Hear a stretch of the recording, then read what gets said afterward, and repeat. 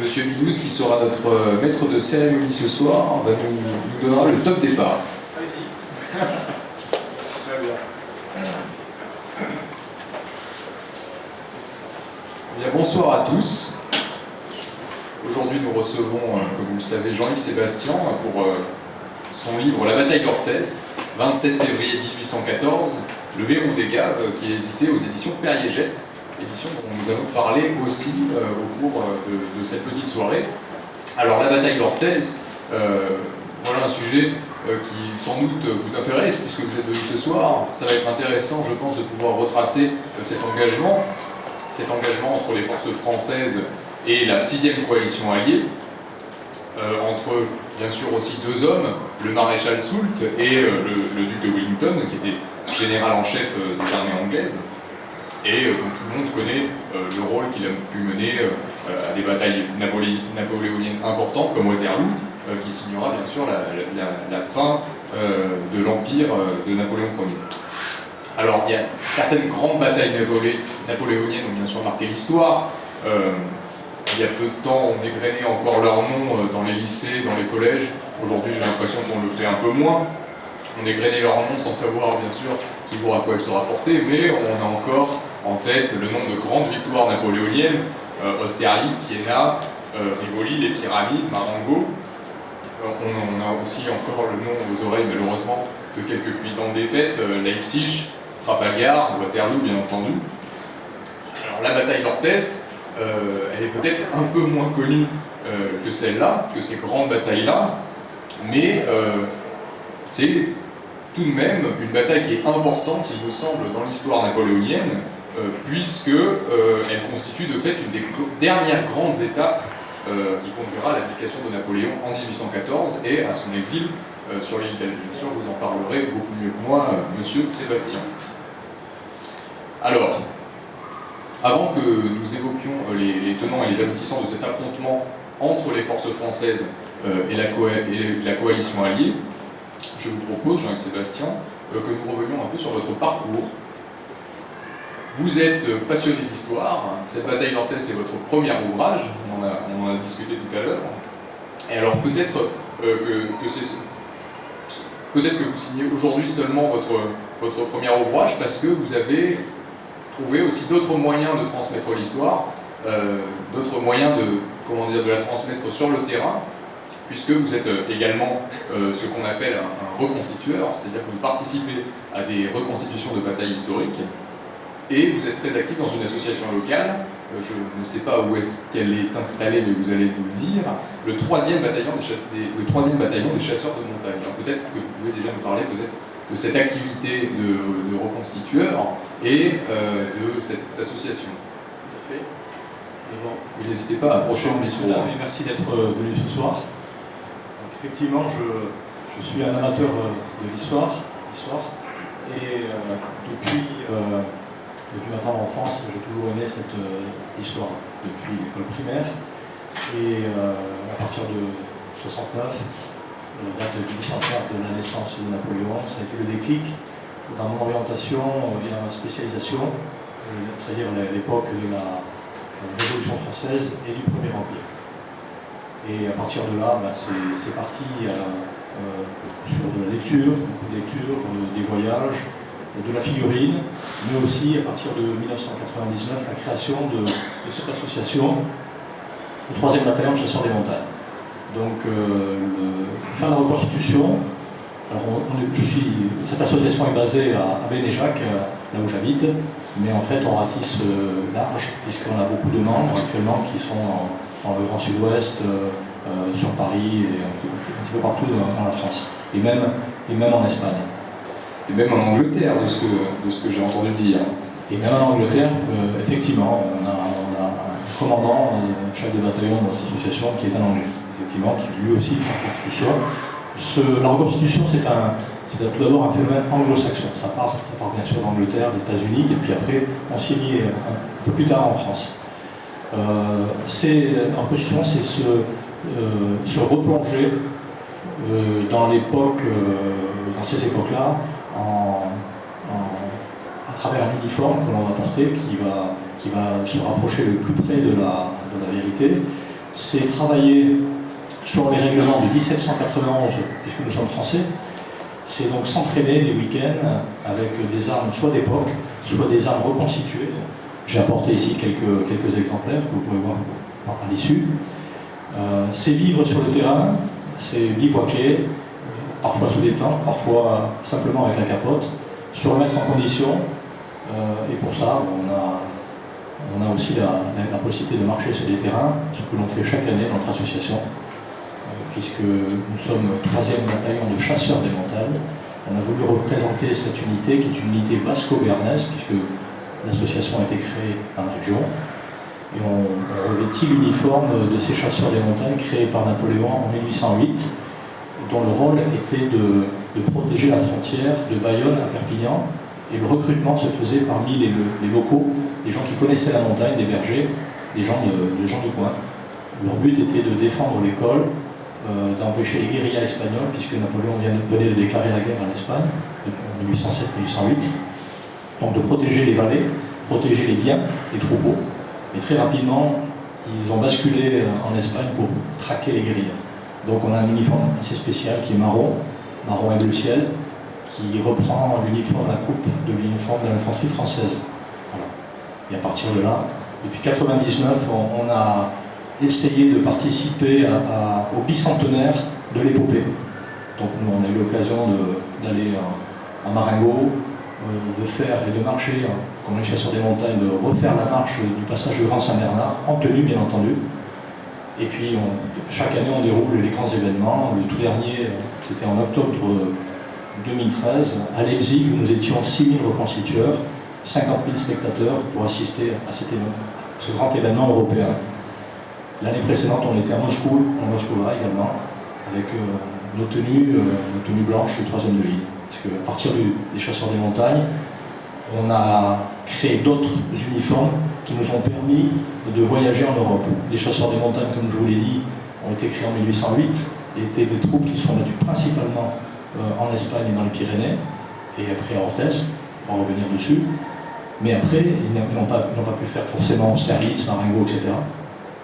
Donc on a trouvé un uniforme passe-partout, le 3e régiment d'infanterie de ligne, qui nous a permis de faire et qui continue à nous permettre de faire ces voyages de bicentenaire. Et donc cette année, vous serez à Orthez, j'imagine, puisque nous fêtons le bicentenaire de la bataille d'Orthez dans une quinzaine de jours. Absolument, on travaille avec la commune d'Orthez depuis 1 an et demi pour préparer ces événements. On a commencé en septembre dernier par une manifestation de 2 jours où on a reproduit l'événement, la venue de Napoléon et de Joséphine en 1808, alors qu'il était à Bayonne. Il est passé, il a fait une visite dans le sud-ouest, il est passé par Orthez, et c'est cette manifestation qu'on a reproduit avec la commune d'Orthez, où pendant cette visite, Napoléon a offert le couvent des Jacobins à la mairie d'Orthez, qui est devenue depuis la mairie actuelle que vous connaissez. Donc on a reproduit ça, nous, notre unité de chasseurs des montagnes, en changeant quelques tenues. On a revêtu, on a recréé l'uniforme de la garde d'honneur d'Orthez, qui était là réellement à l'époque pour accueillir l'empereur. Et vous avez eu la visite de l'empereur alors ?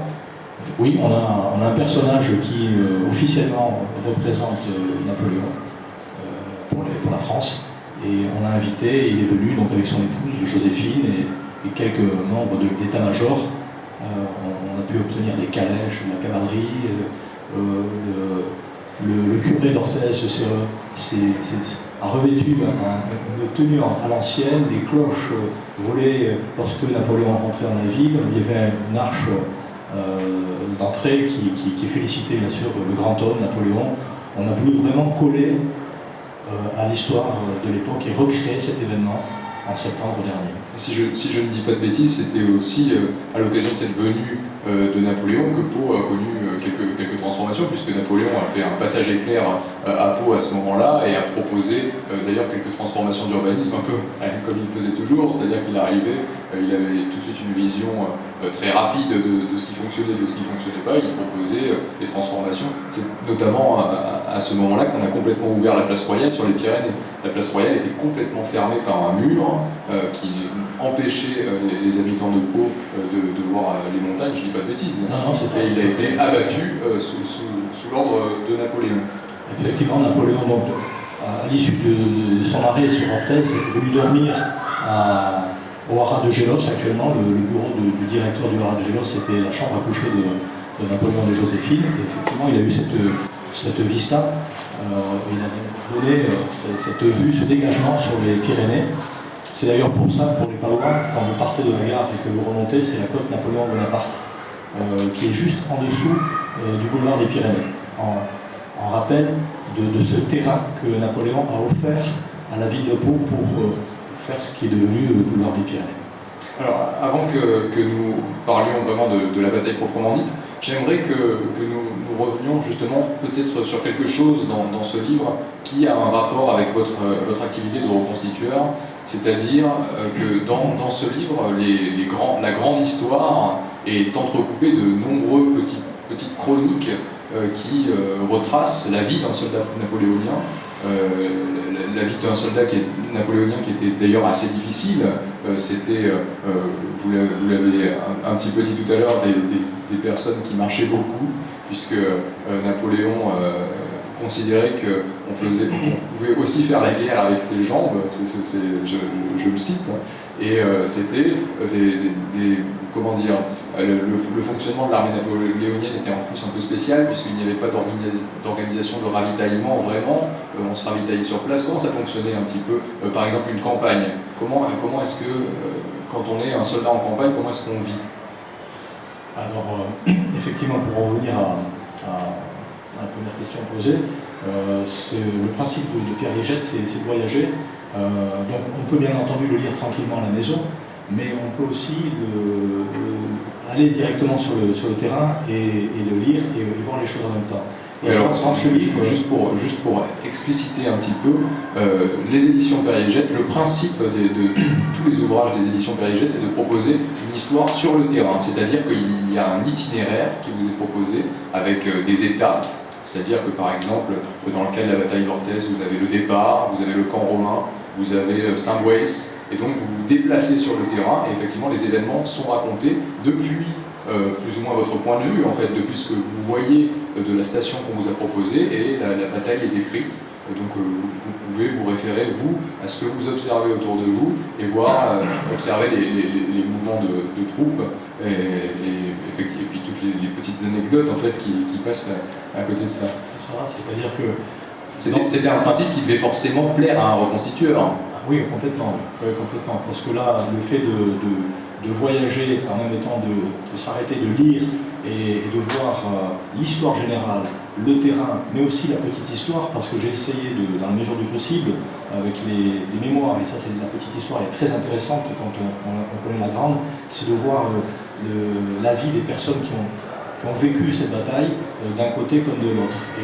Et donc le troisième aspect, c'est l'aspect du reconstitueur qui, en se portant l'uniforme depuis 99 et marchant, crapahutant et vivant pas mal de temps quand même, si on cumule toutes nos sorties, ça fait pas mal, c'est d'essayer de faire passer ce message pour que vous puissiez vous mettre vous-même dans la peau de ces soldats pour mieux comprendre l'événement.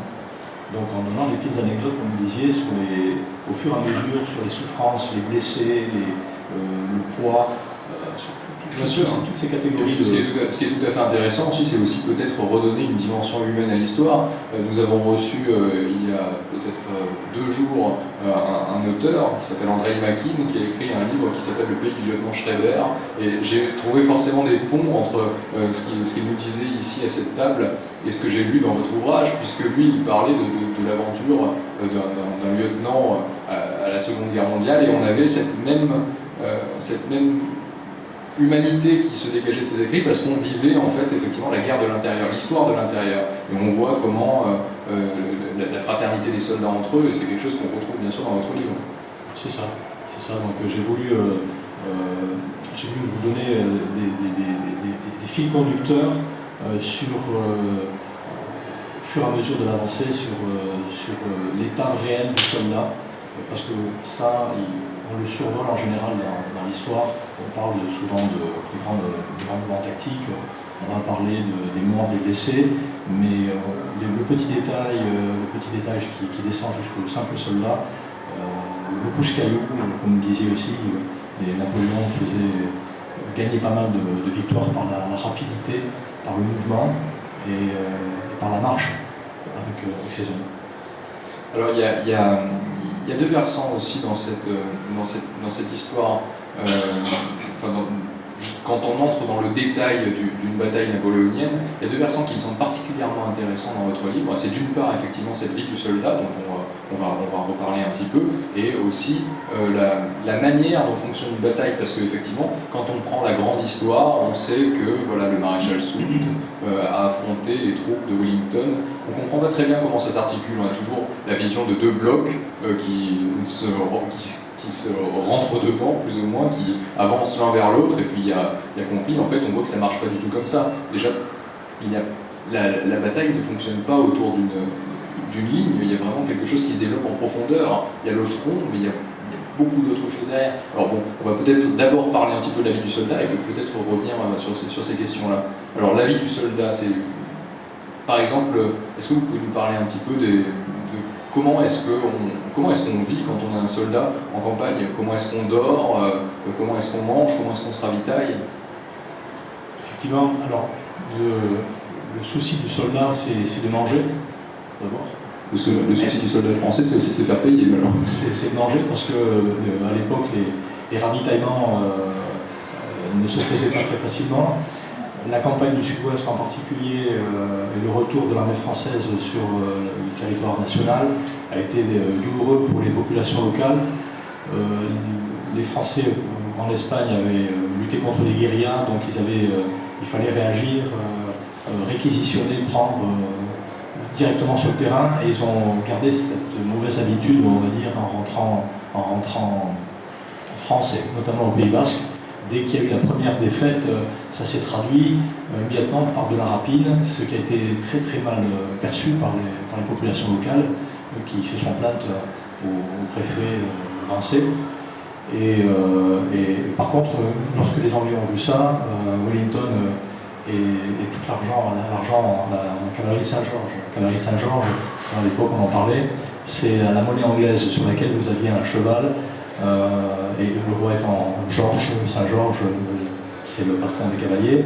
Donc pour dire que l'Angleterre payait bien, on parlait de la cavalerie Saint-Georges. Avec cet argent, ils ont levé toutes les coalitions que nous avons dû affronter. Ils n'envoyaient pas trop d'hommes face aux Français, mais surtout de l'argent pour que l'Europe nous fasse la guerre. Donc lorsque les Français sont rentrés, ici, en France, ils ont fait malheureusement ces premières exactions, et en contrepartie, les Anglais ont bien payé. Donc tout de suite, ça a calmé les velléités de nos amis basques qui étaient tentés de faire des coups, des corps francs arrière, et d'attaquer les arrières anglais, donc ça les a un petit peu calmés. Alors malheureusement, le soldat français de toutes les campagnes étant très très mal ravitaillé, avait cette tendance à chercher toujours, à faire des kilomètres pour trouver à manger. Donc son souci principal, c'était d'abord ça. Après dormir, lorsqu'une armée bougeait comme ça, les tentes ne suivaient pas. Donc on dormait à même le terrain, quel que soit le temps, et la seule tente du soldat, c'était sa capote. Il pouvait parfois avoir un grand sac dans lequel il pouvait se glisser, l'ancêtre du duvet, c'était très rare, mais c'était que de la toile. Donc si vous vous mettiez dans de la boue, c'était de la boue. Vous coupiez des branches pour vous abriter de la pluie ou du vent. C'était toujours ce genre de réaction qu'il fallait faire, parce qu'ils étaient en mouvement, soit à l'offensive, soit en retraite. Pour cette campagne, c'était plutôt la retraite. On apprend aussi dans votre livre que les soldats français se lavaient peu. Mais oui, pour les mêmes raisons, il n'y avait pas de discipline, ni le temps d'ailleurs de le faire. Donc, mis à part la pluie ou la traversée de rivière qui leur donnait des contacts avec l'eau, ou lorsqu'il y avait quelques fois où ils pouvaient se retrouver dans des quartiers, dans des casernes, où là ils pouvaient aller se laver dans l'abreuvoir. Il n'y avait pas de toilette, de poste d'eau comme on en a maintenant, bien entendu. Parce que donc, il y a une anecdote extraordinaire dans votre livre quand même, c'est que vous dites qu'on peut repérer une armée à 10 km à l'odeur. Oui, si on est sous le vent, oui. C'est un fait, oui. On pouvait les sentir venir, comme d'ailleurs les entendre, parce que vous imaginez quand vous avez 35 000 hommes qui sont en train d'avancer sur un chemin, vous avez les chariots, vous avez les chevaux, vous avez des hommes qui sont en colonne serrée, sur 3 rangs, ça fait du bruit, ça peste, ça râle, ça trébuche, donc ça parle. Ils peuvent être accompagnés aussi par les musiques, pour leur donner de l'entrain, par les tambours, par des fifres, ils peuvent chanter, donc tout ça, ça fait du bruit quand même. Et alors pour revenir à la question que je vous ai posée tout à l'heure, par rapport à cette question d'une bataille qui s'organise en profondeur. Moi je dois avouer que je ne suis pas du tout spécialiste de l'histoire des batailles, et il y a des notions dans la bataille qui m'étaient complètement inconnues, notamment celle de l'embouteillement par exemple. C'est extraordinaire de prendre conscience que par exemple une troupe, enfin une armée, doit systématiquement, quand elle se met en position de bataille, organiser aussi la possibilité d'un retrait et notamment contrôler les voies de communication pour que l'armée puisse se retirer, puisqu'il peut y avoir des bouchons qui font que l'armée est coincée sur le champ de bataille. Absolument, ces milliers d'hommes, lorsque vous voulez les positionner déjà, il faut les envoyer sur différents postes pour qu'ils puissent s'y rendre déjà. Les chemins, ce sont des chemins, donc parfois c'est des petites pistes, on doit progresser dans des forêts, dans des ronciers, et quand vous avez des milliers d'hommes et que chaque chef d'unité doit garder ses hommes à portée de main, la plus petite unité étant une compagnie, c'est 100 hommes qui seront sous le commandement d'un capitaine. Et ce capitaine, lui, va se retrouver dans un bataillon. Donc dans le bataillon, vous aurez 6 compagnies, c'est presque déjà 600 hommes. Dans un régiment, vous voyez, après on va continuer à monter en puissance, vous allez avoir 3 à 4 bataillons. Donc on est déjà à 2400. Et après, vous avez le double pour former un général de brigade. Donc on va déplacer une brigade avec 2 régiments, un régiment commandé par un colonel, ça fait des milliers d'hommes, il faut déjà les amener à l'endroit où le commandant veut positionner ses troupes. À l'aile droite, au centre, à l'aile gauche, il faut les amener. Ensuite, il faut les déployer. Les déployer, ça veut dire qu'ils puissent se positionner dans un ordre de bataille, qu'on puisse les utiliser, qu'ils puissent utiliser leurs armes, bien entendu correctement, qu'il n'y ait pas d'obstacle devant. Et puis aussi, si des fois ça tourne mal, prévoir le chemin de repli. Quand on regarde la configuration de la bataille d'Orthez en particulier, c'est sur des coteaux, c'est boisé, il y a des marécages, c'est pas évident. D'autant plus qu'on ne se retire pas forcément à pied, on peut être aussi à cheval, où il y a aussi des canons à sortir. Bien entendu, l'artillerie était tractée par des chevaux, donc des chevaux de trait, c'est des gros chevaux qui peuvent s'enfoncer, qui peuvent détériorer le terrain pour l'infanterie qui est par derrière. Donc si le terrain est pluvieux, ça se transforme très rapidement en bourbier où la progression est d'autant plus difficile. Il faut sortir les canons qui s'embourbent, les soldats eux-mêmes peuvent s'enfoncer parfois jusqu'aux genoux, voire plus, notamment pendant la campagne en 1807 de Pologne qui fut très difficile. Beaucoup de soldats et des aguerris, des gens de la garde, des vieux de la vieille comme on disait, à l'époque se sont même suicidés. Tellement c'était pénible dans le froid, sans rien manger, de la boue jusque dans les hanches, sortir, s'extraire, marcher, retomber dans la boue. C'était aussi difficile que ça. Alors peut-être que vous pourriez nous parler de l'équipement aussi des soldats, et notamment du soldat français. Vous nous en avez amené toute une série d'objets qui nous donnent un bel aperçu. Par exemple, quelle était la différence entre des armes françaises, des armes anglaises? Est-ce qu'il y avait des spécificités en fonction des pays? Enfin, on le sait pour l'uniforme, en tout cas, ça c'est évident. Oui, notamment par rapport pour parler des Anglais, puisque la bataille d'Orthez c'est avec des Anglais, des Portugais, voire même des Allemands de Hanovre, qui est sous le commandement de Wellington, et même un régiment français de royalistes qui se battait contre la République et contre l'Empire, bien entendu. Alors, la grande différence avec les fusils anglais, c'est qu'ils ont un calibre beaucoup plus gros que le fusil français. Donc ils ont des balles beaucoup plus grosses, ce qui leur permettait, quand ils étaient à court de munitions, de récupérer celles des Français. Ils pouvaient nous renvoyer nos balles, alors que nous, on ne pouvait pas faire l'inverse. à moins de prendre leur fusil et de leur tirer dessus, mais on ne peut pas faire ça. Donc c'est principalement ça. Ici, je vous ai amené une reproduction d'un Baker Rifle, qui est un fusil de tireur d'élite utilisé par des unités anglaises, les Rifles. Cette particularité, c'est qu'il est beaucoup plus court et surtout le canon est rayé. C'est-à-dire que quand il rentrait la balle de plomb, en la poussant jusqu'au fond de la culasse, comme il y avait des stries à l'intérieur du canon, le plomb prenait la forme de la strie, et quand la balle sortait, le projectile était tiré, le fait d'avoir la balle striée lui donnait une ligne plus précise, rectiligne, et aller droit au but. Alors que les autres armes de l'armée française, voire en général russes, autrichiennes, prussiennes, étaient à canon lisse, ce qui fait que la balle pouvait flotter avec le vent à droite et à gauche et n'était pas aussi précise. Ces unités anglaises, elles ont été créées spécialement pour tirer sur tout le commandement, c'est-à-dire tirer dans la mesure du possible les généraux, les officiers, jusqu'au simple gradé, afin d'éliminer le maximum de commandement pour que la troupe soit perdue sans chef.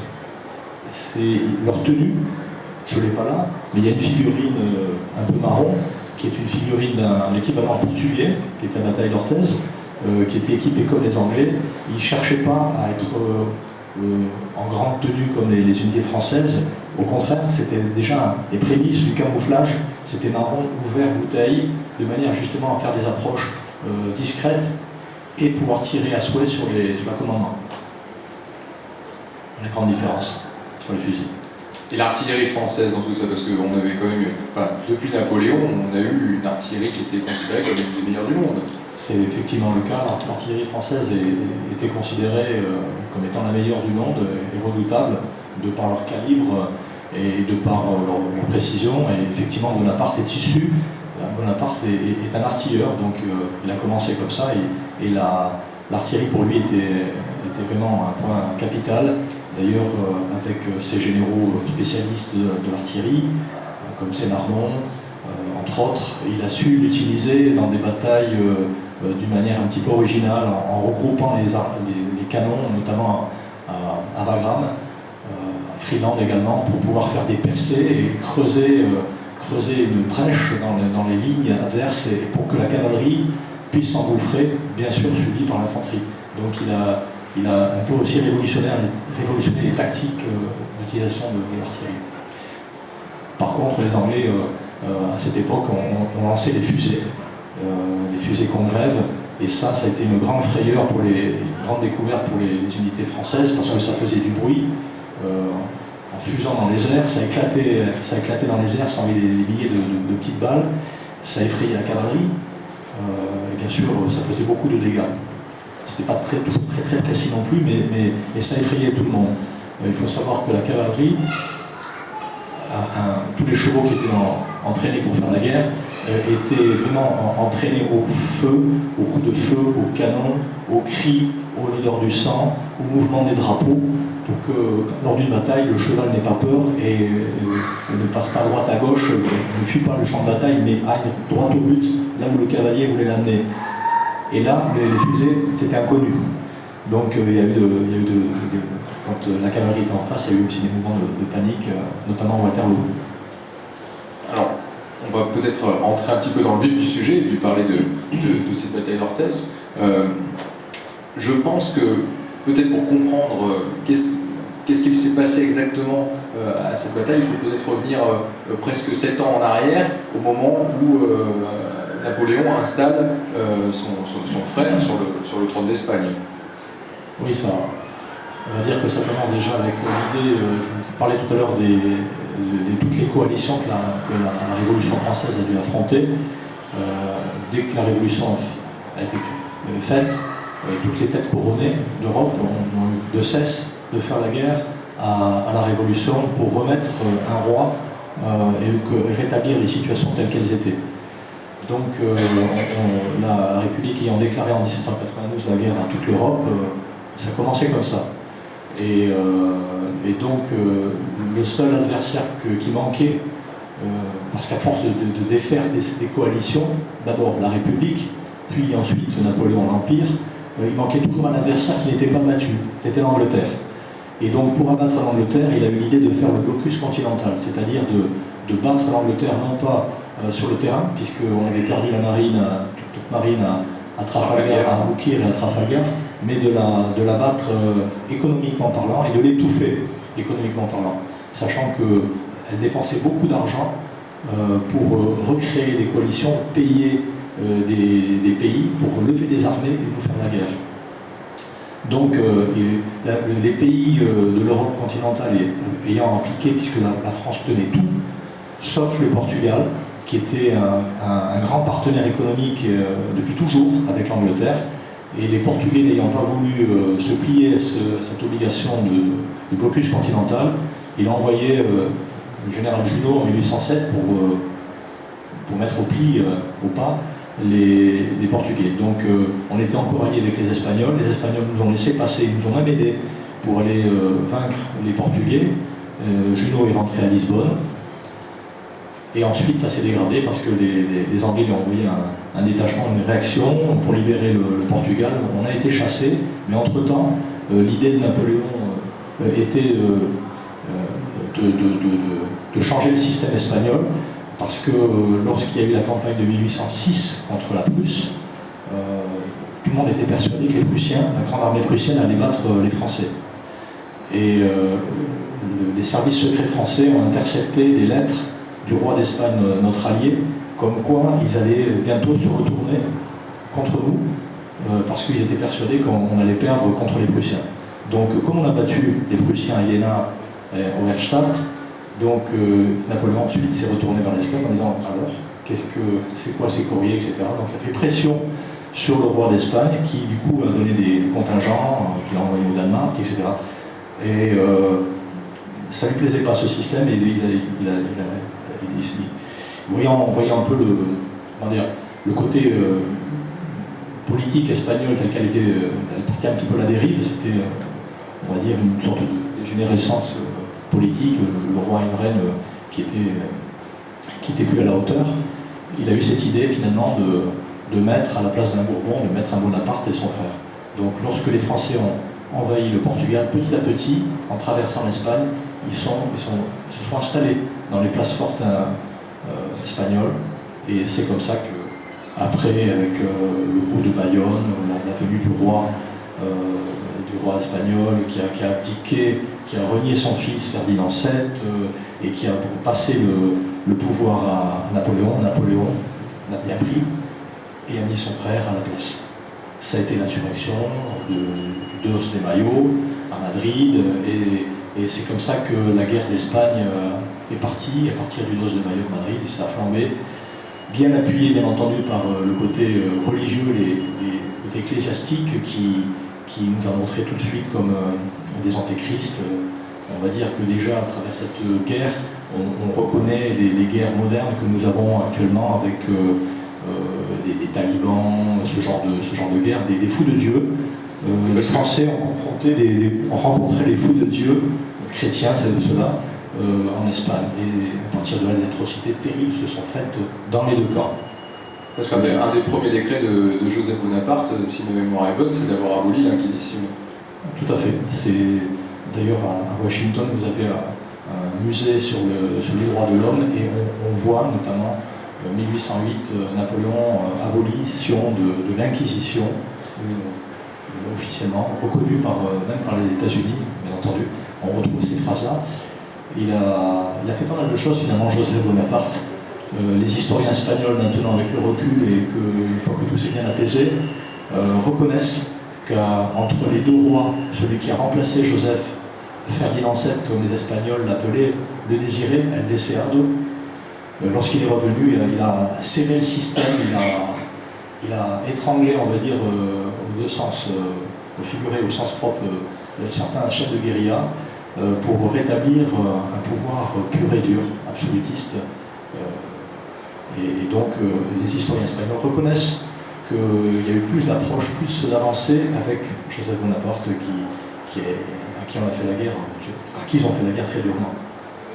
Alors, en 1807-1808, Napoléon est déjà pratiquement le maître de l'Europe. Hein. On n'est on est au début des grandes années de l'Empire, mais la situation va vite dégénérer, notamment avec la campagne de Russie qui est complètement qui est ratée, clairement, puisqu'on part avec 800 000 hommes, il y a peu de batailles, on revient avec 80 000 hommes apparemment, qui sont morts plus ou moins de la sécheresse, de faim, de maladies, enfin de causes naturelles, enfin quelque chose qui n'a malheureusement rien à voir avec la bataille, et la situation en Espagne dégénère un petit peu. Voilà, à partir de 1808, c'est une guerre qui n'en finit pas, c'est des coups, c'est des batailles qui n'ont pas de lendemain. Ça va être tantôt une victoire anglaise, mais les jours qui vont suivre cette victoire anglaise, les Anglais se replient vite au Portugal. Ça va être des victoires françaises, mais qui finalement ne sont pas décisives, parce qu'on se bat face à des armées qui, quand elles sont battues, s'échappent dans toutes les directions et prennent le maquis, quelque part. Donc c'est ce travail, d'ailleurs le terme guérilla, c'est bien un terme espagnol, hein, ça démarre à partir de cette époque-là. Alors il est vrai que c'était pas en 1808 l'apogée de l'Empire, c'est venu plutôt en 1810, mais malheureusement Napoléon a fait une intervention rapide pour rétablir la situation en fin 1808. Il a battu à plat de couture à la fois et les troupes anglaises et les troupes espagnoles, mais il a dû repartir très vite à Paris parce que, encore une coalition payée par qui vous savez, c'est l'Autriche qui nous a fait la guerre. Et il a dû partir en Autriche pour à nouveau affronter les Autrichiens en 1809. Donc après, à l'issue, il épousera l'archiduchesse de Habsbourg, Marie-Louise, dans l'espoir de faire une paix un peu plus décisive avec l'Autriche. Mais il ne s'est plus occupé, à partir de là, il s'est occupé de faire on va dire, un rôle de souverain, de faire un enfant également à Marie-Louise, puisqu'il aura l'aiglon plus tard. Et il n'est pas revenu en Espagne pour rétablir une situation. Il s'est passé deux bonnes années où il aurait pu, comme il l'a fait en fin 1808, venir avec sa garde, avec des troupes pour rétablir d'une manière définitive, voire même aller à nouveau au Portugal pour chasser le point d'accroche que les Anglais avaient pu établir au Portugal. Parce que pendant toutes ces années, et jusqu'à la campagne d'Orthez, les Anglais étaient retranchés au Portugal et ils essayaient de détruire les armées françaises en sortant, gagnant une ou deux batailles, et rapidement, dès qu'ils sentaient que la situation allait tourner au vinaigre, ils préféraient repartir se réfugier derrière les lignes de Torrevedras, lignes fortifiées qu'ils avaient aménagées pour se protéger de toute invasion française. Et ça a duré jusqu'en 1813, effectivement, où là, l'armée française était bien affaiblie, puisque pour faire cette campagne de Russie, il avait prélevé des troupes d'élite, déjà d'Espagne, donc il y avait déjà moins de troupes en Espagne. Et puis, avec le retour catastrophique de cette campagne de Russie, il manquait encore plus d'hommes, ce qui fait qu'on a eu tout de suite nos anciens alliés, les Prussiens, n'attendaient qu'une chose, c'était de se retourner à nouveau contre nous, quand on était affaiblis, et les Autrichiens. Et c'est comme ça que la campagne d'Allemagne est partie en 1813. Et à partir de là, on a eu Leipzig, une grande défaite où l'armée française a perdu l'Allemagne. Et on a commencé à défendre nos frontières. Et dès janvier 1814, Napoléon a fait appel à l'armée de Soult en lui demandant tous ses dragons, la cavalerie qui étaient des troupes d'élite, les fameux dragons d'Espagne qui étaient la terreur des guérillas et des troupes espagnoles, qui sont partis sur le front de l'Est de la campagne de France. Et il a pris 2 divisions, la 7e et la 9e division, de troupes aguerries pour les amener sur Lyon et sur l'Est de la France. Donc, encore une fois, l'armée des Pyrénées, puisqu'elle s'appelait comme ça à l'époque, s'est retrouvée en infériorité numérique et psychologique aussi face aux Anglais. Alors avant que les Anglais n'entrent en France, quand est-ce que l'Espagne est définitivement perdue? C'est peut-être la défaite de Victoria. C'est effectivement en juin 1813 la défaite de Victoria qu'ils ont appelé par la suite le Leipzig du Midi, même si ça s'est passé avant Leipzig, mais c'est une défaite aussi importante que celle de Leipzig, puisque à partir du 21 juin 1813, on perd l'Espagne, on perd la partie occidentale de l'Espagne, Et on laisse derrière nous des places fortes, comme Saint-Sébastien, Jaca et Pampelune, où là des garnisons françaises sont encore, et Vénasque, un peu moins connu au centre des Pyrénées. Donc là on perd, on passe de l'autre côté de la Bidasoa, et à partir de là, le Soult arrive, parce qu'à l'issue de cette défaite, Soult est en Allemagne, en train de se battre face aux Allemands, aux Russes, aux Prussiens, aux Autrichiens, etc. Napoléon le rappelle pour rétablir la situation, parce qu'il a déjà combattu en Espagne, et puis c'est quand même un maréchal qui est reconnu par l'armée française, qui a du aura. Et il rétablit des trois armées qui ont été défaites, il n'en fait plus qu'une seule, c'est l'armée des Pyrénées. Et donc il va vouloir débloquer Pampelune dans un premier temps, fin juillet 1813, mais il va échouer à quelques kilomètres de Pampelune, au lieu dit Sororen, où les Anglais l'attendent, comme toujours, en position de fortification, ou des positions défensives. Les Anglais, c'est les tactiques de Wellington. Vous avez compris que quand il sortait pendant toutes ces années, qu'il était certain de faire un coup, qu'il avait un coup gagnant, mais quand c'était incertain, il préférait ne pas affronter les troupes en plaine, il rentrait. Et Wellington est un très bon utilisateur de défense, de points hauts, associé avec des troupes, des tireurs d'élite et également un savoir-faire, parce que les Anglais étaient entraînés au tir sur cible, contrairement à l'armée française qui était toujours en mouvement, qui était formée sur le tas. Il fallait se battre à droite et à gauche, donc tout ce qui était conscrit, on les formait en marchant. Alors que les troupes professionnelles, on va dire, qui venaient renforcer l'Espagne, étaient entraînées dans des camps tranquillement sur cible, ce qui fait que quand après elles arrivaient sur le terrain, elles savaient bien viser et faire des dégâts. Donc Wellington, fort de cette force de frappe, se positionnait sur des points hauts et attendait les attaques françaises pour les repousser. Donc on échoue à Savorin, et après, un mois après, il va essayer de débloquer Saint-Sébastien, et il va échouer à Saint-Martial, fin août 1813. Et à partir de là, Saint-Sébastien tombera quasiment une semaine après, aux mains des Anglais. Entre parenthèses, la ville de Saint-Sébastien, sauvée par les Anglais, a été détruite par les Anglais, pillée, saccagée, brûlée. Alors que les Anglais et les Espagnols étaient alliés. Voilà, absolument. Mais en fait, entre ces deux pays, lorsque les Français étaient pendant toutes ces années en Espagne, malgré les exactions qu'il pouvait y avoir eu contre les guérillas, ils étaient quand même limités dans leurs actions, parce que Joseph étant le roi d'Espagne, ils ne pouvaient pas faire n'importe quoi.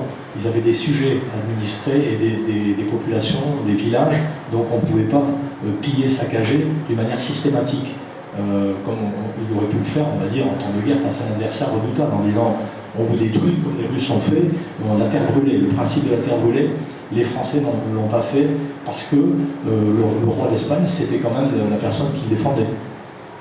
A contrario, les Anglais qui étaient les sauveurs de l'Espagne ne sont pas gênés pour casser, détruire plus que les Français n'ont pu le faire, toujours dans un souci économique. Quand ils pouvaient détruire une usine ou un endroit où on travaillait la laine, par exemple, parce que la laine, c'est aussi un grand business anglais de l'époque, on ne se gênait pas pour le faire. Donc tout séparait ces deux pays, la religion d'une part, et puis toutes les années de guerre qu'ils ont pu se faire, lorsque l'Espagne, le Siglo de Oro, ramenait tout son nord l'Amérique du Sud, le pire adversaire de l'Espagne, c'était la marine anglaise. Donc ils ont toujours eu cet antagonisme, et contraints et forcés, et ils se battaient ensemble contre les Français. Mais les Anglais méprisaient énormément les Espagnols. D'ailleurs, quelques anecdotes d'officiers ou autres que j'ai repris dans le livre, ils en parlent en disant qu'ils sont bien contents quand les Espagnols se prennent une déculottée par les Français, ça leur fait plaisir quand même quelque part. Voilà. Moi, je dis souvent, comme on fait la reconstitution, pour créer un petit peu nos amis espagnols actuellement, je leur parle de leurs alliés de Gibraltar. Ça, ils aiment pas. Alors Soult échoue dans la mission que lui a confiée Napoléon, c'est-à-dire de sauver les places fortes de Pampelune et de Saint-Sébastien, mais l'action de Soult n'est pas inintéressante tout de même, puisqu'il arrive à retarder l'avancée des troupes anglaises, et que effectivement la bataille d'Orthez se situant à peu près à une centaine de kilomètres de Vitoria, ne viendra que plusieurs mois après la bataille de Vitoria en fait. Oui, c'est ça. Donc Soult saura utiliser le terrain. On rentre dans une période hivernale, donc c'est difficile de progresser dans le froid, dans la pluie, dans la boue. Les rivières sont grossies, les franchissements sont difficiles. Donc Soult va utiliser ça. Il y a également des expectatives en même temps à savoir qu'est-ce qui se passe sur le front de l'Est. L'armistice a été rompu, ça redémarre. Tout le monde écoute un petit peu des nouvelles, à savoir est-ce qu'on va jusqu'au bout, est-ce que Wellington se demandait est-ce que je rentre seul sur le territoire français. C'est le premier d'ailleurs à l'avoir fait, puisque quelques temps après, en octobre, vu qu'ils étaient dans des positions difficiles hivernales, il a préféré s'avancer pour tenir des points stratégiques sur la frontière et pour préparer, pour être plus à l'aise, on va dire, et préparer par la suite. Donc en octobre déjà, ils ont commencé à rentrer sur le territoire basque. C'est donc à l'issue, comme je vous le disais tout à l'heure, de ces premiers combats de la Bidasoa que les troupes françaises ont eu la mauvaise idée de piller, et ça a fait beaucoup pour l'état d'esprit de la résistance de nos anciens dans la région, dans le département. La conscription du coup en apathie, toute la conscription locale, les Français espéraient lever des troupes des Landes, des Hautes-Pyrénées, des Basses-Pyrénées, et reformer presque une armée de défense régionale, et ça se passait très très mal au niveau du recrutement. Ils ont envoyé des généraux landais, Marensin, Darico landais et Marensin lourdais, et Arispe, général Arispe basque, pour essayer de lever des troupes, et c'était très difficile. Des suites du comportement du premier conflit, quoi. Alors que de notre côté, les Anglais payaient roulis sur l'ongle, donc on pouvait faire du négoce, du commerce, et ça se passait bien. Alors, ce qui est tout à fait étonnant aussi dans cette avancée de l'armée anglaise, c'est qu'on voit vraiment que les rivières à l'époque sont des frontières infranchissables. C'est quelque chose d'assez extraordinaire, et donc aussi des frontières stratégiques. On va toujours essayer de contenir l'ennemi derrière la rivière. Ce sera le cas de la Nive, du Gave, forcément à Orthez. La Nivelle, la Nive, la Nour, après la Joyeuse, la Bélouse également, et après les Gaves, Gave de Laurent, Gave de Pau. C'est toujours forcément un obstacle naturel qui permet, selon la saison, si l'eau est bien montée, d'empêcher un adversaire. Et donc, au moment de la bataille d'Orthez, disons qu'au tout début de la bataille d'Orthez, puisqu'on va vraiment rentrer dans le vif, c'est encore la rivière qui va être la première ligne de front, puisqu'on va voir qu'elle va être vite dépassée par les Anglais, mais la première idée du maréchal Soult, c'est quand même de contenir l'armée anglaise derrière le Gave, et de contrôler le seul point de passage qui existe encore, puisque l'armée française a pris grand soin de détruire tous les ponts environnants, et reste le vieux pont d'Orthez qui résiste aux charges françaises et qui refuse de tomber sous les explosifs de l'armée française.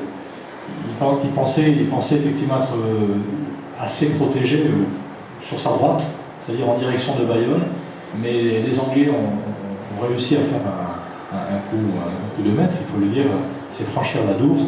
Et le jour de la bataille d'Orthez, le 27 février, les Anglais venaient à peine de franchir la Dour et finissaient de cerner complètement Bayonne. Donc au même moment de ces traversées, ils ont lancé également des ponts dans le secteur de Peyrora. Ce qui fait que la rive droite de la Dour, et donc en remontant après les Gaves,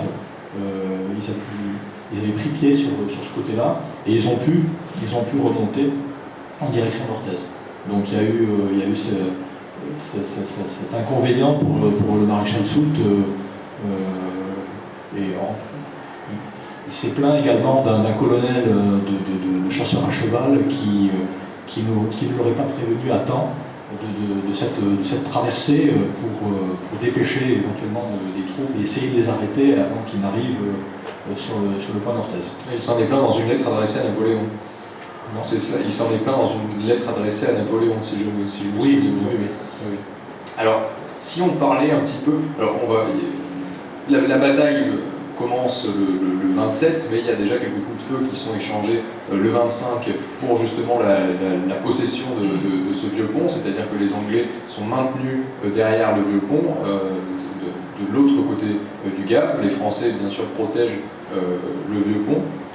Est-ce qu'on pourrait peut-être que vous pouvez nous donner un aperçu des forces en présence, des forces françaises, des forces anglaises, et comment ça va s'articuler, comment elles vont se disposer les unes par rapport aux autres?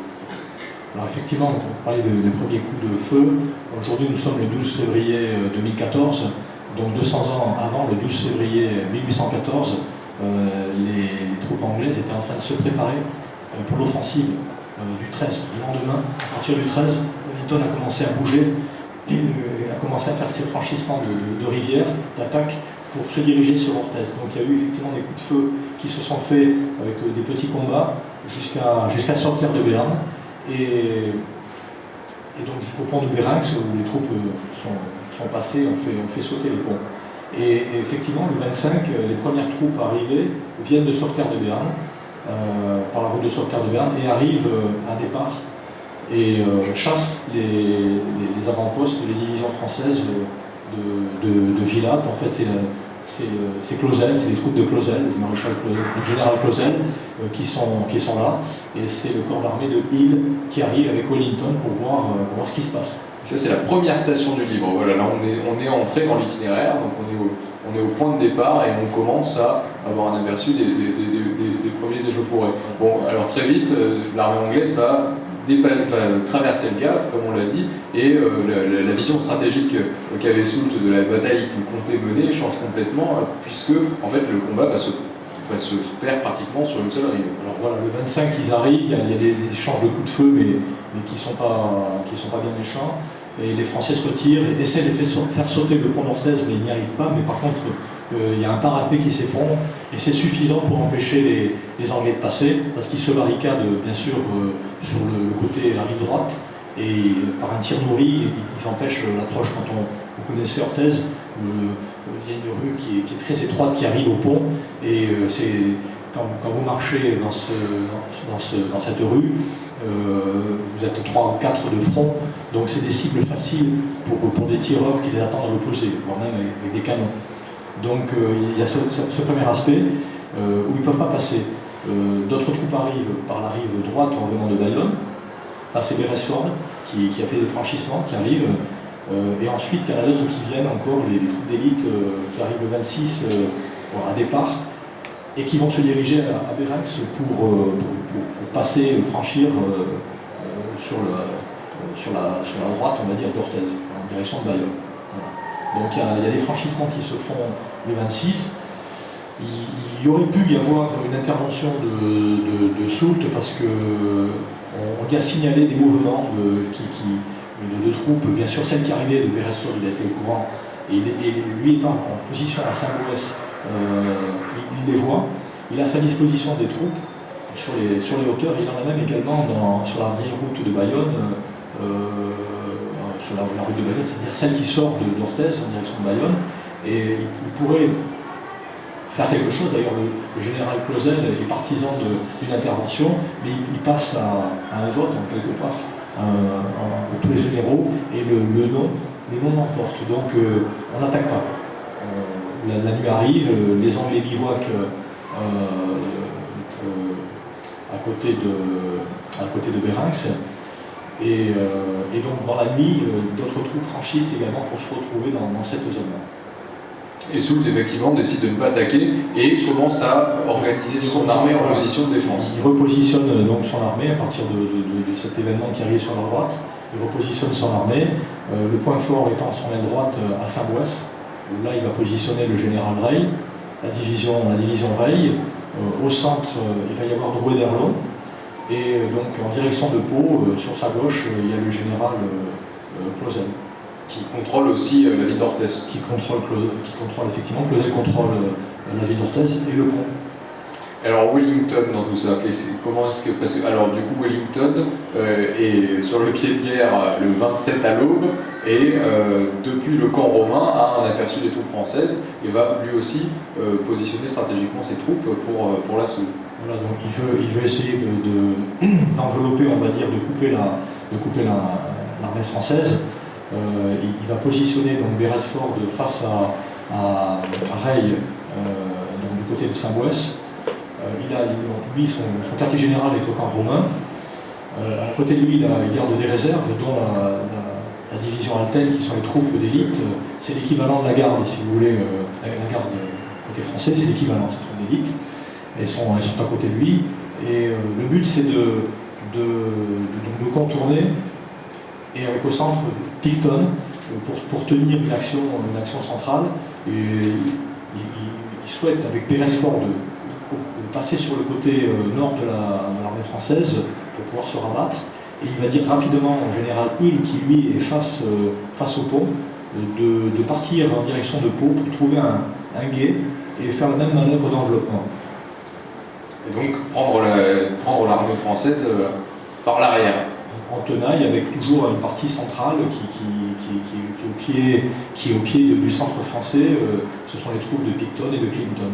Alors peut-être que vous pouvez nous parler un petit peu vraiment le point chaud de la bataille, ça a été Saint-Bouès. Ça c'est d'ailleurs la troisième station de l'itinéraire que vous nous proposez. Peut-être que vous pouvez nous parler un petit peu de ces actions-là. Oui, Saint-Bouès, c'est vrai que c'est là où ça a chauffé le plus.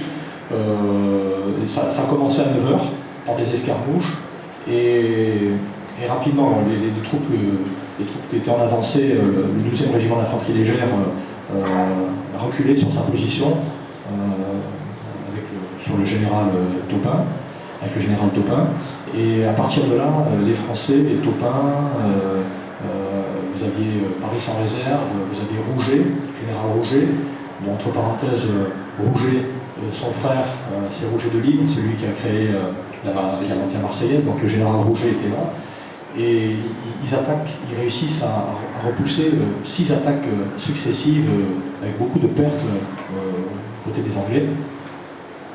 Et donc, en fin de matinée, vers 11h30, midi, Wellington se rend compte qu'il a échoué ici. Ceux qui sont au centre également ont été repoussés. Ça passe pas. Le pont, on passe pas. Il attend toujours des nouvelles du général Hill, à savoir où est-ce qu'il en est pour trouver son guet. Et là, on passe à une deuxième bataille en fait. Parce que la première partie, on va dire, les Français contiennent partout, sur tous les fronts, les Anglais. Et comme il y a des réserves, il y a deux solutions. Soit il se pose la question, est-ce que je me retire ou est-ce que je change de tactique? Donc il s'est rendu compte que entre l'aile droite française et la partie du centre, tenue par D'Erlon, les extrémités de ces divisions n'étaient pas parfaitement hermétiques. Elles avaient tendance donc à laisser un trou entre l'aile droite et le centre. Donc il s'est dit, je vais utiliser mes réserves, je vais accentuer l'action sur Saint-Bouès, je vais envoyer des troupes pour passer au nord de Saint-Bouès et essayer de contourner. Je vais accentuer l'effort avec des réserves sur la partie centrale, de manière à ce que les ailes qui sont en contact entre l'aile droite française et le centre s'étirent, soient attirées vers les points les plus chauds. Et donc son idée, en même temps, c'est d'envoyer sa troupe d'élite, la division Alten, dans l'intervalle, pour pénétrer sur la crête, c'est-à-dire la route de Dax. Quand vous sortez d'Orthez en direction de Dax, c'est sur cette crête que toute l'armée des Pyrénées était positionnée. Et donc d'envoyer cette troupe dans le creux qui se créerait pour prendre pied sur la crête et bien sûr après se rabattre sur les côtés des ailes françaises. Et ça sera donc la deuxième phase, et c'est ce qui va se passer finalement. Ça va être un petit peu le point décisif de la bataille, en fait, parce que c'est pratiquement à ce moment-là que Wellington comprend que ça y est, il a une entrée et qu'il va sans doute gagner. À ce moment-là, donc il y a un facteur aussi décisif, c'est qu'au centre, le général Foy, qui commande donc une brigade, est blessé. Et Foy, c'est également un personnage qui est très apprécié par sa troupe, donc quand il voit Foy sortir blessé du combat, Foy s'était avancé pour voir justement les renforts que Wellington a envoyés, et il a été blessé par un shrapnel, une fusée Condrel qui explosait en l'air et qui retombait, donc il a été évacué. Ça a créé un flottement dans l'accommodement, et les Anglais en ont profité bien entendu pour saisir cette opportunité pour prendre des avancées sur la crête. Il faut passer le commandement au général Fririon pour le remplacer, mais ça suffit quand même pour déstabiliser le centre français. Au même moment, le guet était trouvé au soir, donc il commençait à franchir doucement sur le côté gauche de l'armée française, et cette division Alten avec le colonel Barnes du 52e Light Infantry prenait pied sur la crête et commençait à se retourner sur les flancs et les arrières du corps d'armée de Reille, qui lui s'occupait fortement à Saint-Maurice, était très très très occupé à repousser les Anglais. Alors bien sûr, dans votre livre, vous décrivez la bataille avec beaucoup de détails. Justement, on comprend l'articulation de chaque division, de chacun de ses déplacements, parce que chaque division a vraiment une mission particulière. Moi, je me suis d'ailleurs demandé en lisant ce livre, comment est-ce que ça fonctionnait, parce que c'est quand même très compliqué pour le maréchal Soult ou pour le duc de Wellington, d'avoir une vision d'ensemble sur ce qu'il se fait, et deux, de pouvoir faire passer ses commandements. Comment ça fonctionnait la communication au moment d'une bataille? C'est en faisant la reconstitution d'ailleurs qu'on s'en rend compte, parce que quand on le fait à notre petit niveau, on n'est pas aussi nombreux bien sûr que ces milliers d'hommes, mais je peux vous dire que quand on fait la reconstitution, on a un capitaine, on a un lieutenant, un sous-lieutenant, on a des sergents, des caporaux, on encadre comme ça se faisait à l'époque, mais il y a beaucoup de bruit. Quand vous avez une centaine de fusils dans les rangs qui tirent, vous avez aussi le canon qui est à côté, vous avez les autres compagnies qui sont à côté qui tirent, on a du mal à s'entendre. Donc, à force de crier, ça se fait par des cris, c'est censé être relayé par les sous-officiers et autres, mais malgré ça, c'est particulièrement difficile. Donc on n'entend pas forcément bien, même si les tambours, à l'époque on marchait pas mal aux tambours qui permettaient de perpétuer, de faire suivre les ordres, même ça c'était difficile. Donc il y avait beaucoup d'aides de camp, des estafettes qui étaient envoyées à cheval pour donner des ordres au colonel, au général, et ensuite descendre à l'échelon, au chef de bataillon, capitaine, etc. Donc c'était une ligne qui était assez longue dans l'exécution. Certains officiers pouvaient se permettre, selon les circonstances, de réagir face à une situation. Malheureusement, à la fin de l'Empire, il y avait de moins en moins d'initiatives de ce genre. Ça a fait beaucoup de défauts dans les dernières guerres, Victoria et autres, Zarapil, où là, on attendait un commandement. Pour quelle raison? Puisque, à cause du fait qu'on avait perdu beaucoup d'officiers de valeur sur des campagnes difficiles? D'une part aussi, d'autre part par crainte également de mal faire, parce qu'il y avait toujours, lorsque Napoléon était là, l'œil de Napoléon, malheureusement en Espagne, donc il n'est pas venu. Je le disais revenir, ça aurait bien arrangé les affaires, je pense. Et donc tous ceux qui sont battus en Espagne le faisaient un peu pour leur propre compte, et souvent malheureusement pour l'armée française, pensaient à leur propre résultat qu'un résultat en commun. Plutôt que d'aider le maréchal d'une région à côté, eh bien, c'est pas mon problème, tant pis pour lui, s'il se fait battre, il sera mal vu. Donc, malheureusement, ça se passait comme ça, chacun cherchait à se mettre en valeur. On oubliait un peu qu'on était français, que l'intérêt commun, c'était de défendre le drapeau, plutôt que ses propres intérêts.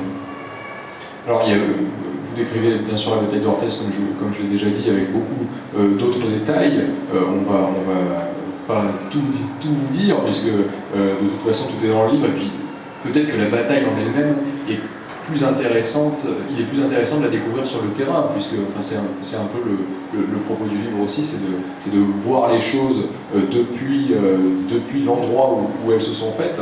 On va peut-être revenir juste un petit peu sur l'issue de la bataille, dire que finalement, bon, il y a eu des pertes. Les pertes du côté anglais et français sont assez équilibrées finalement. Absolument. C'est à peu près 500, en estimation de 500, 520, 530. C'est à peu près équilibré, on va dire. Et dire aussi que Soult en fait n'a pas tout perdu dans cette bataille, puisqu'il a fait un retrait assez honorable et qu'il arrive à donner à son armée une direction vers l'Est qui ne va pas du tout arranger les affaires de Wellington. Oui, effectivement, Soult s'en est encore bien sorti.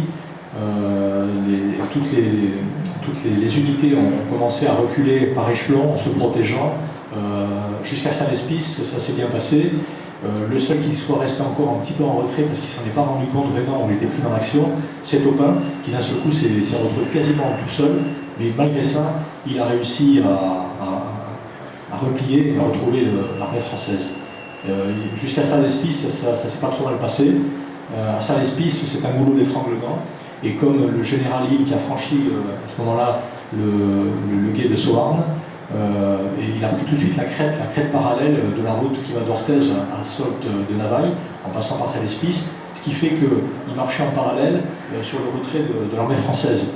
Et donc avec son artillerie légère, il pouvait pilonner les troupes qui étaient en contrebas. Donc Villatte, qui était en réserve, a été dépêché à Saint-Lespisse pour retenir et protéger le retrait de l'armée française. Et là, il y avait des gardes nationaux des Basses-Pyrénées et un régiment d'infanterie de ligne qui ont été attaqués par la cavalerie. C'est une des rares occasions où la cavalerie a pu donner lors de la bataille, côté anglais en tout cas, la bataille d'Orthez. Et là, il y a eu beaucoup de prisonniers, notamment dans la garde nationale. Prisonniers d'ailleurs qui ont pu, pour la grande majorité plus tard, s'échapper.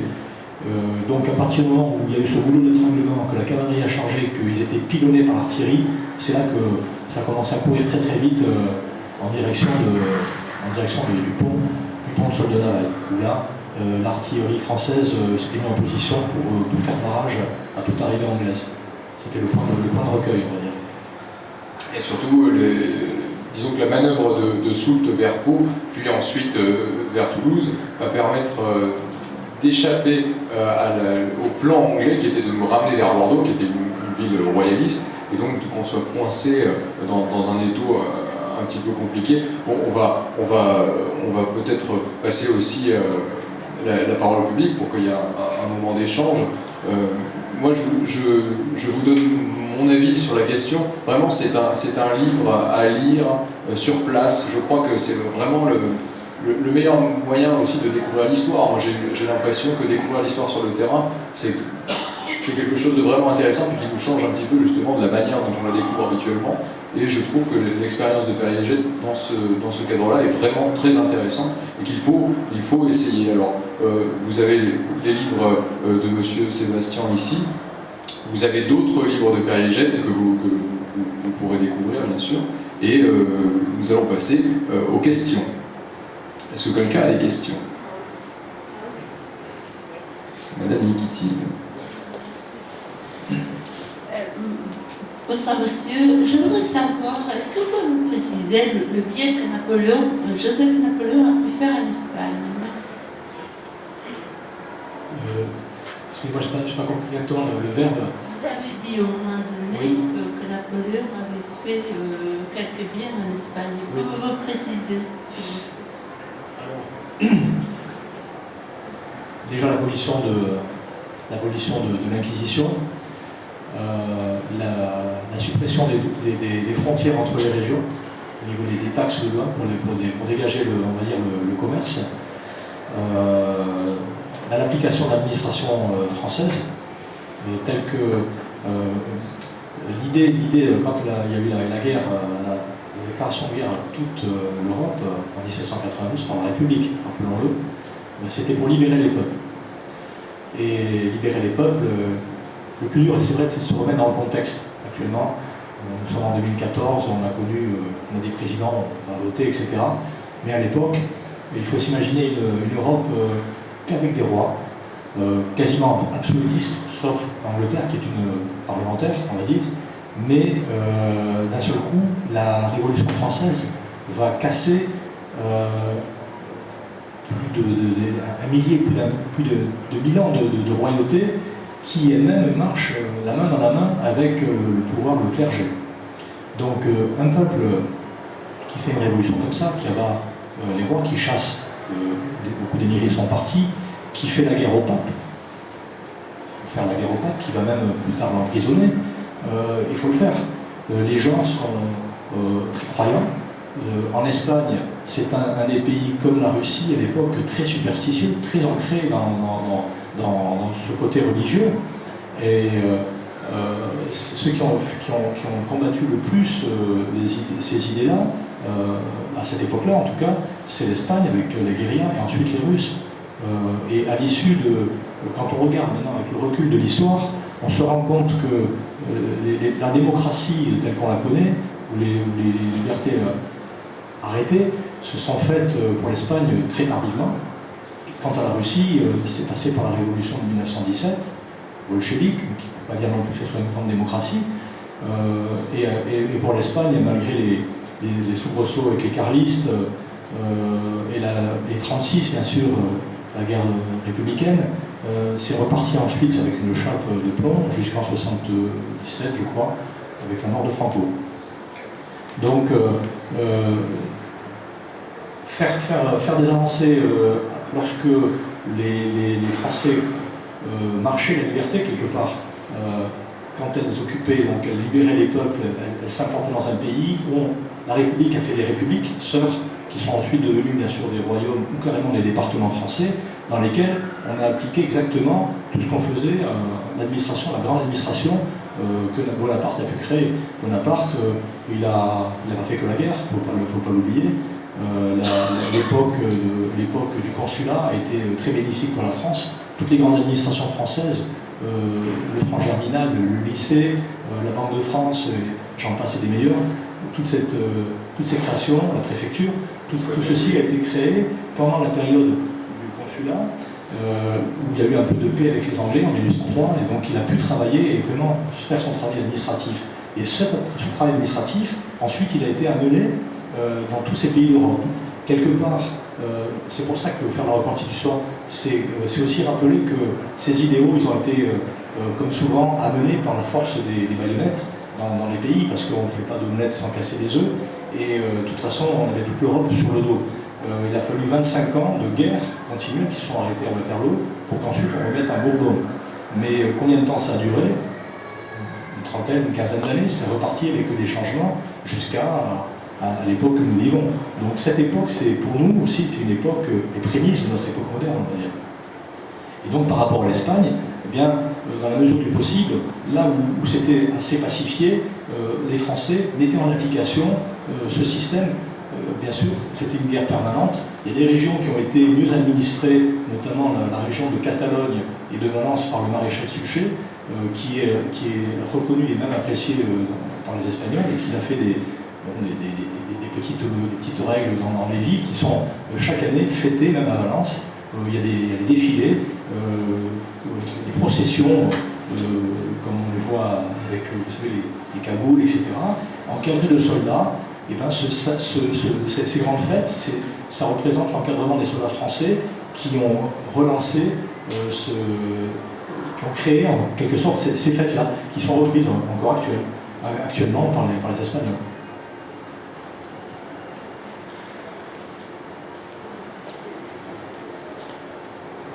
Je voudrais savoir si les militaires de l'armée de Wellington se sont établis en Béarn après la bataille d'Orthez.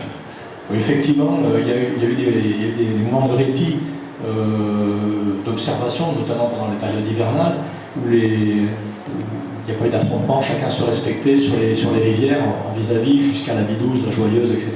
Et pendant ce temps-là, les officiers en profitaient pour chasser et autres. Donc ils ont appris à apprécier la région, ce qui fait qu'après ces guerres napoléoniennes, c'est une nouvelle ère pour la ville de Pau, puisque c'est la Pau ville anglaise, c'est la grande majorité de ces officiers qui sont venus parce qu'ils avaient bien apprécié, et le climat, et puis l'accueil qu'ils ont eu aussi par les populations. Et donc là, c'est une autre histoire. On part sur l'histoire de Pau-Ville anglaise, effectivement. Ça part de là. Merci beaucoup pour cet exposé qui était formidable au point de vue de la précision. Moi, j'aimerais savoir, vous avez parlé de 4 villes espagnoles importantes où il y avait donc les armées de Français, Pampelune, Saint-Sébastien. Vous n'avez pas parlé de Jaca qui est tout près de nous, et puis de Benasque. Qu'est-ce qui s'est passé là? Si ça fait partie des 4, effectivement, places fortes. Jaca, dans 15 jours, fêtera le bicentenaire de sa libération. Notre groupe sera présent, bien entendu. Alors, ce qui s'est passé, c'est quand les Français ont quitté, ont évacué Saragosse, entre le général Clausel. On n'a pas entendu le général Clausel à la bataille de Vitoria, déjà. Il était du côté de Saragosse. Il devait normalement rejoindre Vitoria. Comme il est arrivé trop tard, il est reparti vers Saragosse. De là, il a franchi avec ses troupes vers le col du Samport, en passant par Jaca. Peu de temps après, le général Paris, qui gouvernait Saragosse, a évacué également Saragosse. Il est passé par Jaca, il est resté très peu de temps, mais suffisamment pour manger les réserves de la place forte. Et ensuite, il a traversé également le Samport. Donc, cette place forte est restée aux mains des Français, qui très rapidement a été investie par le général Mina, chef de guérilla de Navarre, qui est venu investir la ville. Donc ils ont fait le siège, et avec les réserves de nourriture, de munitions qu'ils ont pu faire, ça s'est passé en 2 temps. La ville en elle-même, les fortifications de la ville sont tombées, et ensuite il ne restait plus que la citadelle. Et elle a tenu le temps raisonnable de la résistance, faute au bout d'un moment d'armement et de nourriture. Ils se sont rendus donc en février 1814. Les Français ont les honneurs de la guerre. Ils ont pu rentrer par le col du Samport sans armes, mais avec leur bagage.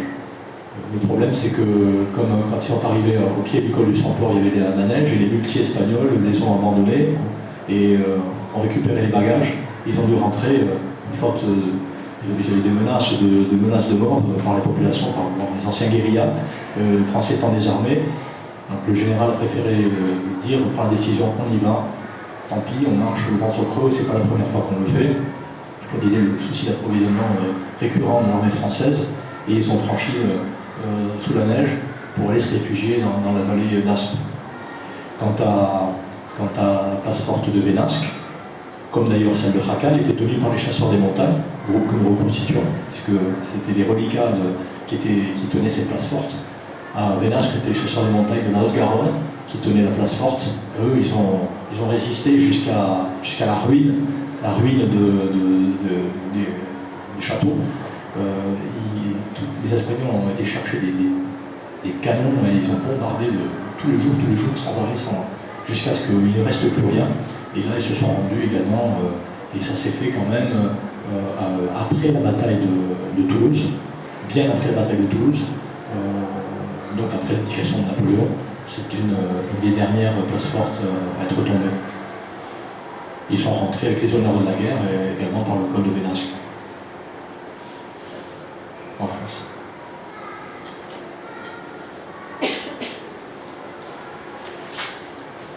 Oui, bonjour monsieur. Alors, je voulais simplement faire une remarque.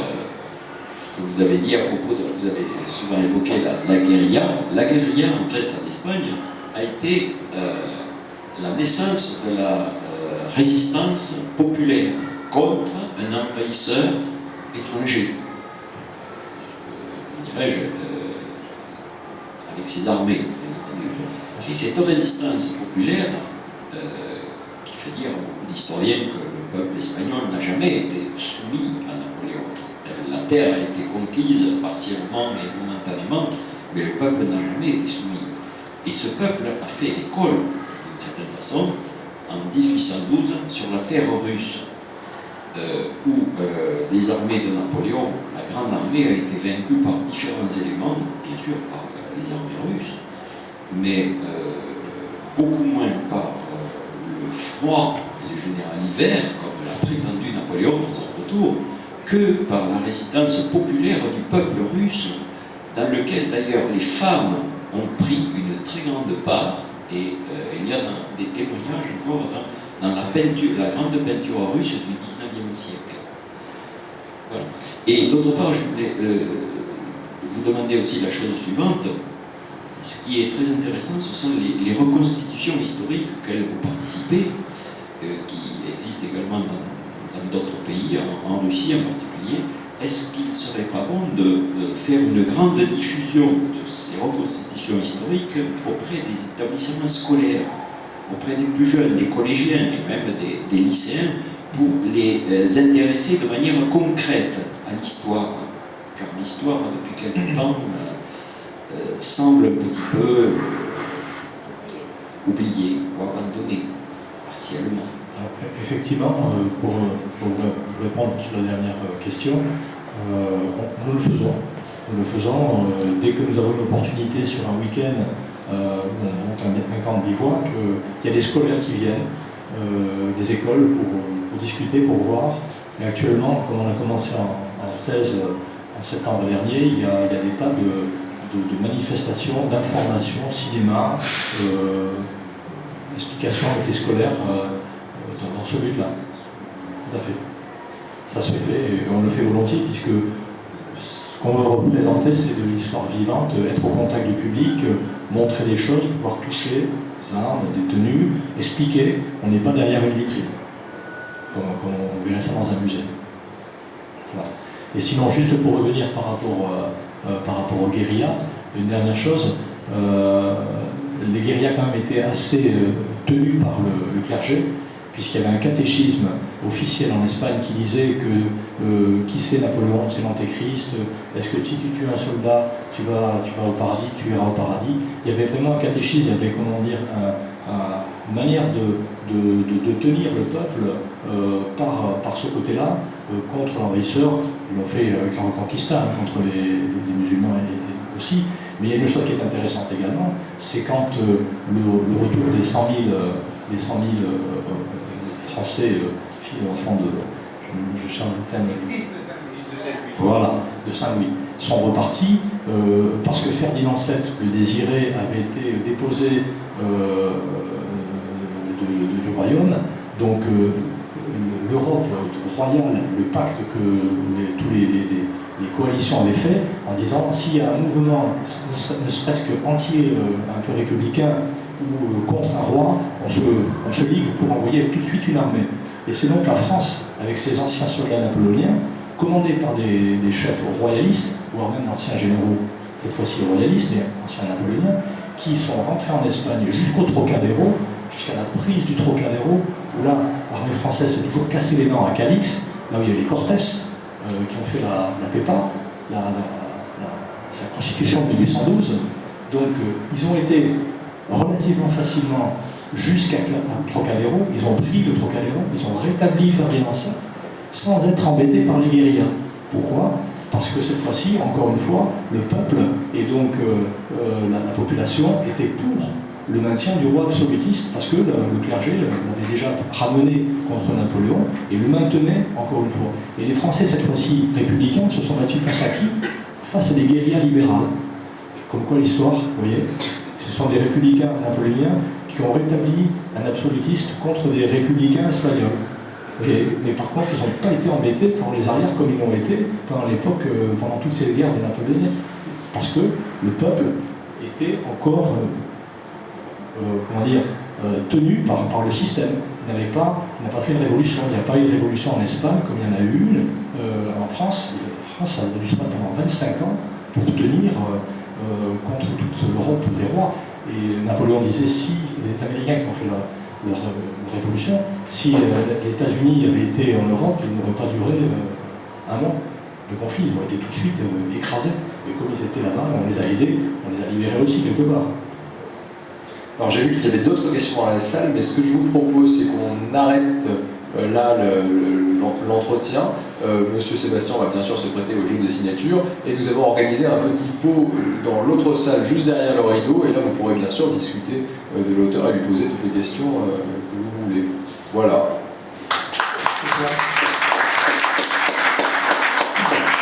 Vous parlez du 29 mars. Le 29 mars.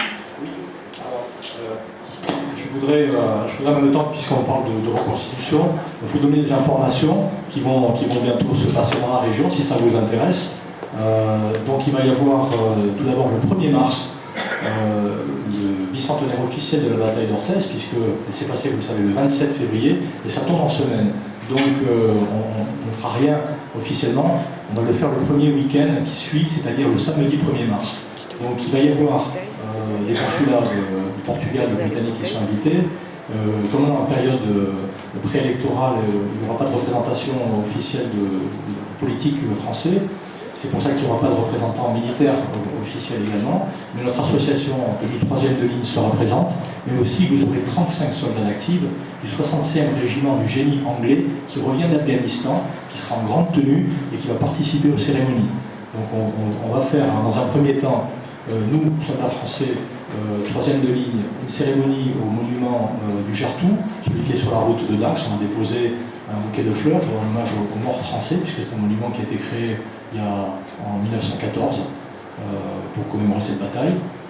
Et ensuite, on va se rendre à l'ossuaire, là où on a trouvé 500 soldats à peu près enterrés. Il y a un monument qui a été créé par le souvenir français en 1995, où là il y aura la cérémonie avec une fanfare, les 35 soldats anglais, nous-mêmes, les porte-drapeaux, pour rappeler officiellement cette bataille. Ça sera donc le 1er mars. Ensuite, on espère faire, ça dépendra des élections bien entendu, continuer comme première semaine de juillet, faire à Orthez des combats sur 2 jours, 5 ouest dans un premier temps pour montrer la résistance des Français, et dans un deuxième temps la défaite à Orthez, le repli de l'armée française. Donc ça devrait être le 1er juillet, enfin le premier week-end de juillet. Et ensuite, à côté, dans la continuité des conflits de la campagne du Sud-Ouest, le 25, le 26 et le 27 juillet, ça va se passer du côté de Tarbes, où là, on va rappeler les combats qu'il y a eu à Vic-en-Bigorre, à Orléans, et Orléans c'est la banlieue de Tarbes, et ce repli Maubourguet, les conflits des suites du combat d'Orthez. Il faut savoir qu'après Orthez, il y a eu la bataille de Her sur Adour, et des petites batailles, des petits accrochages dans les secteurs de Maubourguet, jusqu'à la bataille de Vic-en-Bigorre, et celle d'Orléans. Voilà. Donc ça sera une autre phase de reconstitution, où il y aura des expositions, des débats, la cavalerie, puisque bien sûr on se retrouve à Tarbes, il y aura le service santé avec nos amis du musée du Baron Larrey qui vont reproduire le général président au fond, c'est Jean Reynaud, qui sont en train de reconstituer une ambulance à 2 roues du Baron Larrey. Voilà. Merci de dire un mot de l'arrêt. Merci. Oui, l'arrêt est né à Béléan, très loin. Absolument. Donc, il n'était pas dans cette campagne de l'année. En ce moment-là, lui, il était sur le front côté de la campagne. Et c'est ici le grand souvenir. Et donc, c'était un des tout premiers à se lancer dans la bataille à l'avant, et à aller ramasser les blessés sous feu, quel que soit leur camp. Donc, il sera honoré à cette occasion-là. Je te remercie de l'avoir évoqué. Avec plaisir. Le 29 mars.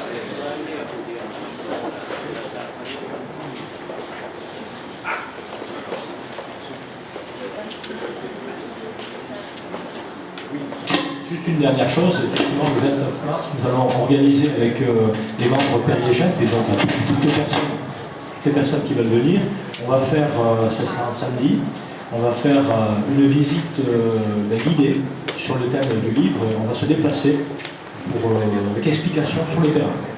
Le 29 mars, un samedi.